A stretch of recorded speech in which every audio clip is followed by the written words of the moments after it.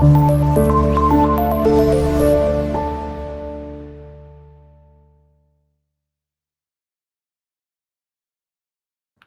morning friends, I am Ashish Agrawal from Team NGOenabler, and today in this video we will talk about renewal of registrations under section 12A and 80G, the due date, the documents to be kept ready, and will also handle you in filling form 10AB, the form to be filed for renewal of 12A and 80G. Before we start, let's have a look at some important pointers. The due date for filing the renewal is 30th September 2025 for the NGOs whose registration is getting expired in assessment year 2026-27. The form to be filed is form 10AB without condonation option if being filed before the due date, and with condonation option if it shall be filed after the due date. The documents required to be kept ready for the filing are the copy of audit reports for the last 3 years, copy of activity reports for the last 3 years, the memorandum of association and bylaws or the trust deed of the organization, the registration certificates like the society or the trust registration, FCRA registration. In case of Section 8 company, it's the incorporation certificate. Then the last renewed 12A and 80G registration, DAPAN certificate, GST certificate, CSR certificate, and any other statutory registration certificates held by the organization, and the complete KYC details of your board of trustees or the governing body members. Let me also remind you here of our video published on 17th June 2025, where we discussed how and what to ensure that the NGOs are ready for renewal of 12A and 80G. If not watched till now, request you to watch the complete video before filing the renewal to ensure you sail through the entire registration process smoothly. So after logging on to the income tax portal, you need to go to the e-file tab, income tax forms, file income tax forms. Then on the last tab, persons not dependent on any source of income, you will find form 10AB. Click on file now. Then, as I mentioned in the video, you need to select original if you are filing before the due date, and condonation if you will file after the due date by any chance. So let's click on original. You need to select assessment year 27-28 because your existing 12A and 80G certificate is valid till assessment year 26-27. Click on continue. The screen will show you a message. Just ignore it and click on OK. Click on let's get started. And you will find the form opened in 4 tabs. Incorporation or constitution, other registrations and key person details, the operational details, the details of assets and liabilities, income and religious activities, and at last the attachments and verification. So let's start with the first tab.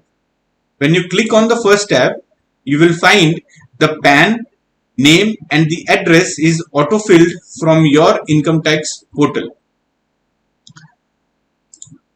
When you click on the section code, you will find only 2 codes available, which makes your life easy.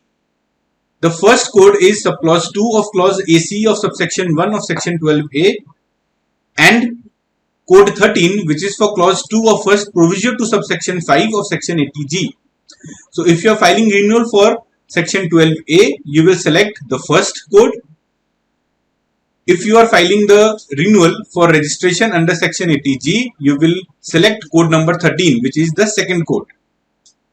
So let's select the first code for 12A. Then comes the nature of activities. You will click on charitable if your organization is purely charitable. You will click on religious if your organization is solely into religious activities. And you will click religious cum charitable if your organization is involved in both religious and charitable activities. So let's click on religious cum charitable so that I can cover all the other points in the form. Then is the type of constitution. Your organization is a trust, society, or a Section 8 company. According to that, you will select the constitution. So let's select society.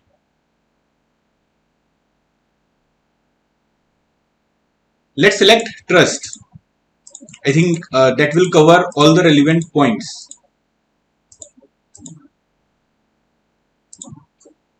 Then comes whether the applicant is established under an instrument. So if your trust is registered, or your society or Section 8 company, whatever it is, if it is registered under any act, then click yes. Then you have to select the date of incorporation. So suppose I select, then the registration or incorporation number. You will find this registration or incorporation number in your registration certificate, whether it is the trust registration or the society registration or a Section 8 company, which is the incorporation certificate. Then the authority granting the registration. Usually in case of trust, it is the Register of Assurances or the charity trust, the charity commissioner. In case of society, it is the Register of Societies or the charity commissioner again. And in case of Section 8 company, usually it's the Register of Companies. So you will write the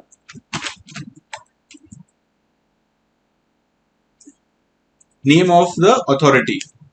Like suppose here the Register of Societies, or in case of trust you can write Register of Assurances, or whatever it is. It will be mentioned again in your registration certificate. Now this is the most important part, objects of the applicant. For this you need to carefully go through the objects mentioned in your memorandum, as well as the activities which you have conducted, which you have undertaken in the last 3 years. Religious, relief to poor, education, medical relief, yoga, preservation of environment, preservation of monuments, advancement of any other objects of general public utility. If it doesn't fall under any of these objects, right? You can click here multiple objects. It's not that you can click only on religious and not relief to poor. So you can click on multiple objects, right? So since I have selected religious cum charitable, it is very important for me to select here religious. Otherwise, it will be only a charitable organization. So in case of those organizations who are undertaking activities related to religious also, along with the charitable activities, please don't forget to click on religious. So let's click on religious, relief to poor, education, medical relief. You can also click on advancement of any other objects of general public utility if you feel that you are undertaking any activities which is not related to any other object which is already listed.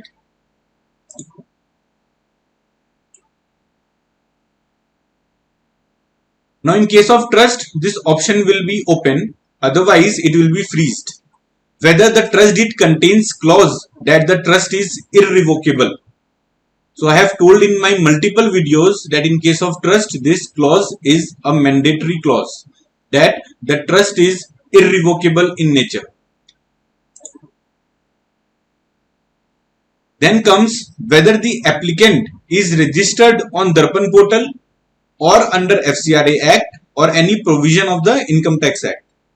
So as I mentioned, you have to be ready with all your certificates, registration certificates. So let's click yes. When you click yes, you will find add details options where you have to fill in all the details related to that registration. In the list, you will find 1023C, 1046, 12A registration, 35, 80G, FCRA, Darpan or others. So your GST certificate registration, if you have a GST registration, if you have a CSR registration or any other registration which is not listed, you need to select others and specify that which registration is this, right? Otherwise, you can select FCRA 2010 and give your registration number. Then the date of registration. So give the last renewed details. Okay, I think most of your organization must have got the certificate in after 2021. So it can be 2022, 2023. So let's select 2023 in this case. See, the authority granting here will automatically appear, Ministry of Home Affairs, because that was a listed act. If it was not listed, then it will not come automatically. You have to specify.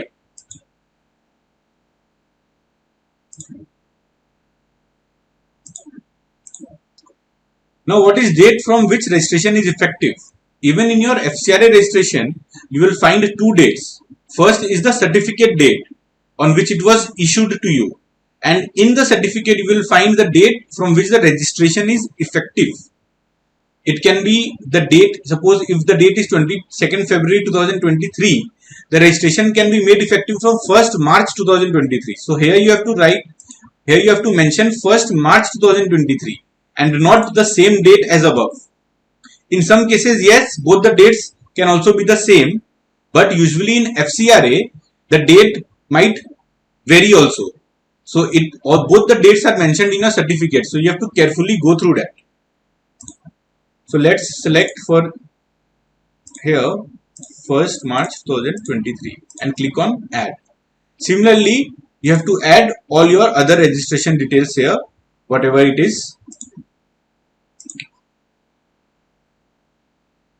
Then whether any application for registration made by the applicant in the past has been rejected. So this is specifically related to 12A registration, not any other registration, because you are filing the renewal for 12A in this case, right? So if your 12A registration has been rejected anytime in the past, you need to click on yes or click on no. Whether you are claiming exemption under clause 21 of section 10 of the income tax, no. In point number 9A, you have to fill the details of all the board of members or governing body members or the board of directors, whatever be the nature of your organization according to that. In case of companies which is limited by shares, section 8 company can be of two types, limited by guarantee and limited by shares. So if the company is limited by shares, you have to also fill the details of the shareholders holding 5% or more of the shareholding in the company as on the date of application. So once you click, you can find the name has to be mentioned, the relation has to be mentioned, the percentage will automatically appear if you select a section 8 company. Then the PAN or Aadhaar, whatever is available. In the ID code, you will select PAN or Aadhaar or passport number, whatever details you will give in the unique identification number, you have to select here. So suppose I mention my name only. So what is the relation? Since I have selected trust, I can mention here either the trustee or settler, right? In case of society, there is no option which you can find apart from mentioning member of society. Apart from mentioning member of society or the member of governing council.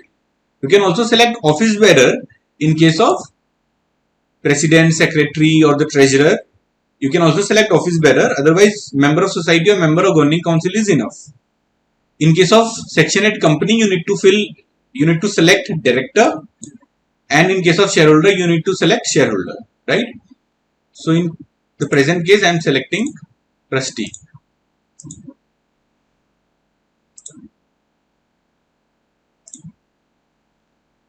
Yes, PAN is available. If the PAN or Aadhaar is available, if you will say yes or no, then if you will say yes, then the only two options will appear, PAN and Aadhaar. If you will select no, then other document details will appear, right? So mostly I assume that PAN or Aadhaar must be available. So let's select Aadhaar number and then let's give the Aadhaar number.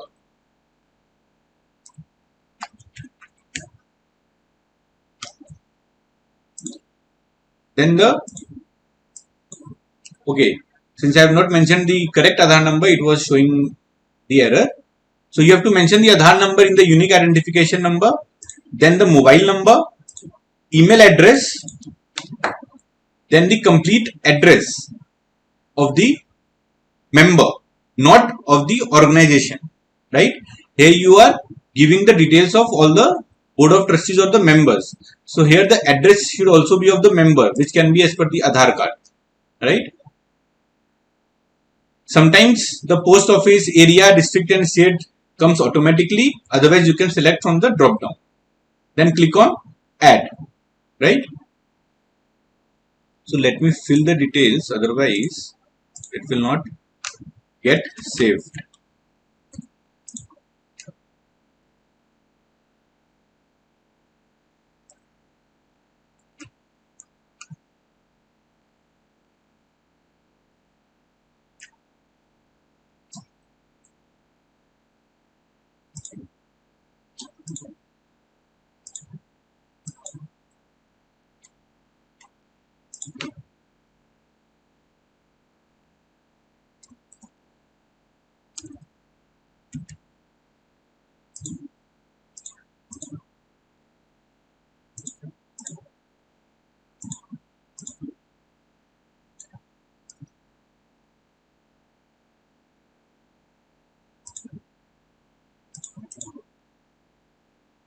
See, automatically it came Esplanade, Kolkata, Kolkata, West Bengal.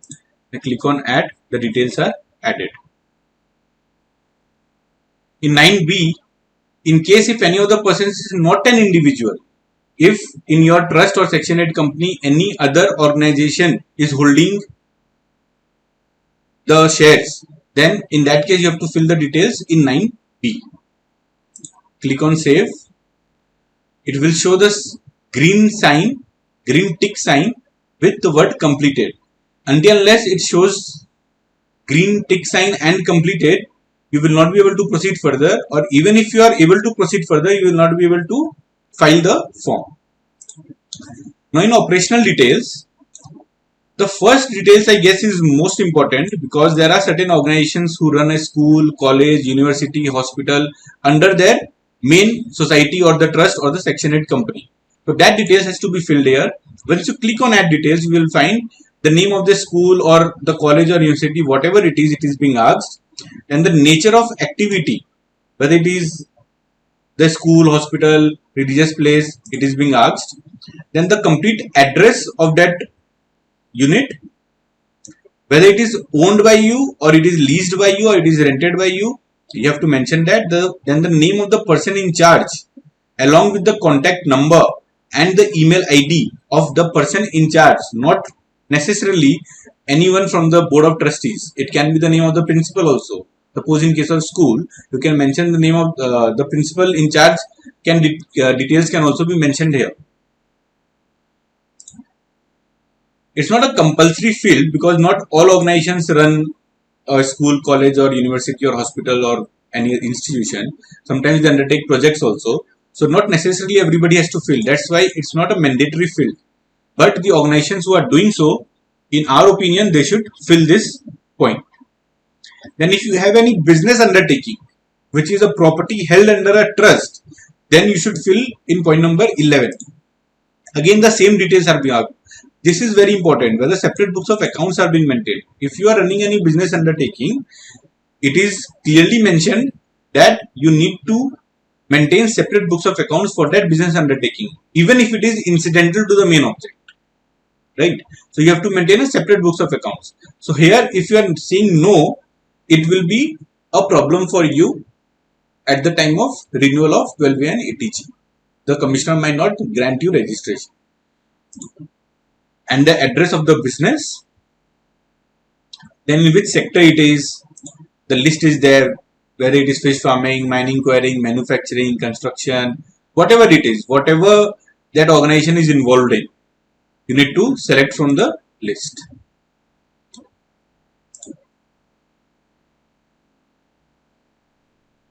Point number 13 is also important. Many organizations fail to fill it completely. They fill it because they have to fill it, as it is a mandatory clause.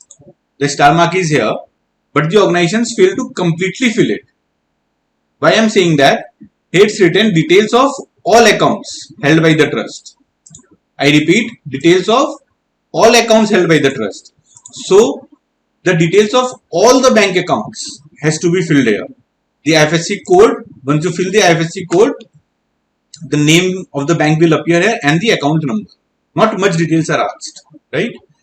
So it's necessary for you to keep in mind that all the bank account details, whatever is appearing in your audit report, you have to fill it.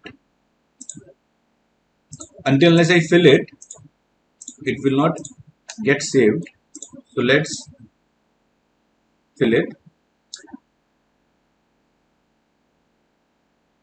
Then comes details of all land or buildings or both held by the applicant. Now this is a tedious task. See, it's not a mandatory field. Okay. But in our opinion, if you have the details handy with you, if you have the copy of land deeds available with you, I think you should fill the details. So address of the land or building, where that land or building exists, the size, the purchase consideration which was paid at that time. I think this can be easily available from our audit report also. Then comes the stamp duty value. The stamp duty value means at the time of acquisition. So this amount can be seen only from the land deeds. If the land deed is not available with you, then you will not be able to fill the stamp duty value also, which is a mandatory field. In that case, you have to completely avoid filling this point. So now you will ask, what will happen if we don't fill this point? Although we have land or building in our fixed asset details, there is no particular clarification with regard to that, but practically what I understand, even if you are not filling this point, it's not mandatory. Since it's not mandatory, you have avoided filling it. It's not that you are hiding the information. Correct? So at the time of scrutiny, when the Commissioner of Income Tax will go through your documents, when he finds that in your fixed assets the land and building is available, he can ask for the copy of deeds at that time. Right? Since it's not a mandatory field, I hope that it's not, even if you doesn't fill it, it's not a hiding of information as such, but you have just avoided filling it because at that moment of time you didn't have the copy of deed available with you.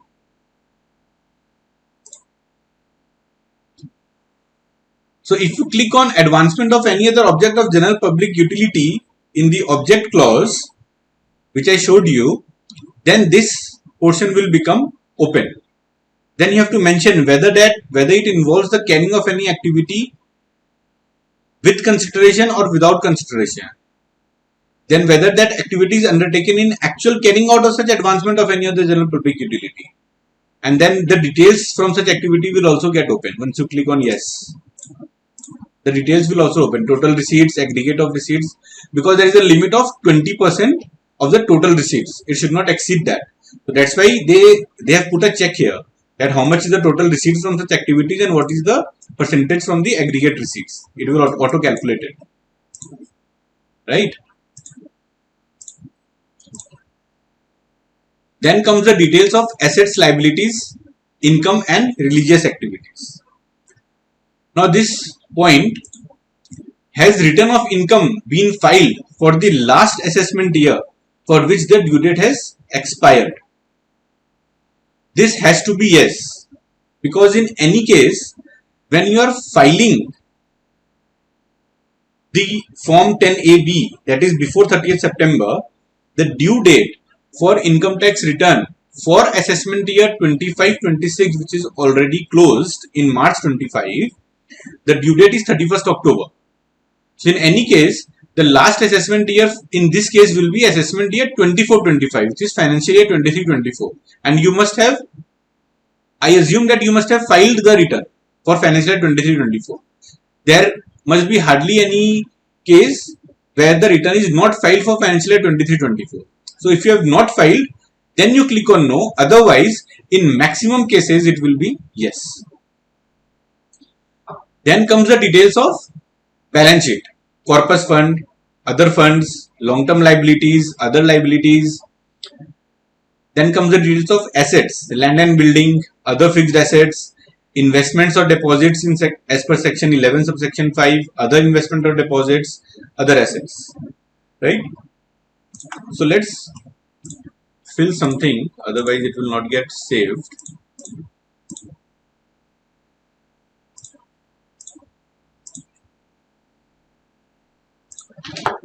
Then comes income received in 3 previous years immediately preceding the previous year in which the application is made. Right? So financial year 22-23, 23-24 and 24-25 is open. Now in many cases there might be certain organizations where the audit report for 24-25 is not yet finalized at the time of filling this application, right? So you need not worry. Don't fill the amount for 24-25. It's not a mandatory that you have to fill for all the 3 years, right?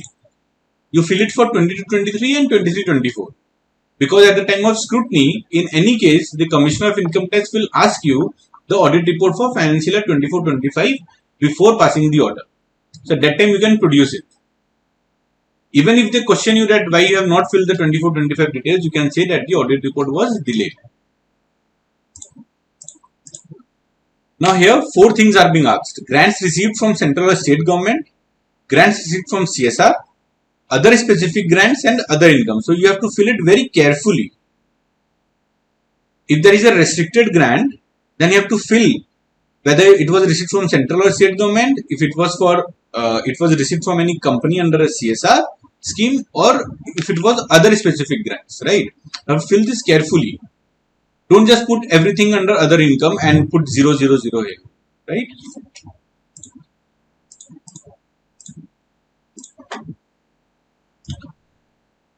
Then comes whether the fund or institution has incurred any expenditure of religious nature. It will be yes or no. If it is yes, then these details will open. Please provide details for 3 previous years immediately preceding the previous year in which the application is made. Here you have to fill only the details of the religious expenditure. Then comes the attachment. Self-certified copy of the instrument creating the trust or establishing the institution. Here you have to usually we upload memorandum or the trust deed. Then self-certified copy of the registration. Here we upload the registration certificate. Then here they are asking specifically the FCRA certificate, right? So you have to upload the FCRA certificate. Then the existing copy of the grant of registration. 12A. In case of 12A, you can upload here 12A. And when you are filing renewal for 80G, you can upload the existing copy of 80G. Then self-certified copies of the annual accounts of the trust for 3 years immediately preceding the previous year. So all your audit reports merged together, 22-23, 23-24 and 24-25 if it is available. Then if at any time the application was rejected earlier, the order copy has to be uploaded here. Then if you have any business undertaking, the audit report has to be uploaded in point number 8 also. Then at any point of time, if your organization has modified the trust deed, where the objects are modified, adoption or modification objects documents has to be uploaded in point number 10. Then the notes on activities of the trust or institution or fund. So your activity report for last 3 years has to be uploaded in point number 11. Although since it's not a mandatory field, but 100% you should upload it, because in any case in the questionnaire they will ask the activity report for last 3 years. In any other you can upload your Darpan certificates, your CSR certificate, whatever is available. You can just merge together and upload all your certificates in any other option and specify what you are uploading. Then click on this verification. Click on the undertaking, mention your place and save the form. So it's not getting saved because I have not uploaded it. So once you save it, the preview option will be available, and once you click on preview, the entire form will be available in front of you. You can just recheck the form and file it through the OTP or the digital signature. Thank you for watching our video till the end. If you found it useful, don't forget to like, share and subscribe our channel, and follow us on Twitter, Facebook and Instagram and LinkedIn for more such tutorials. Thank you.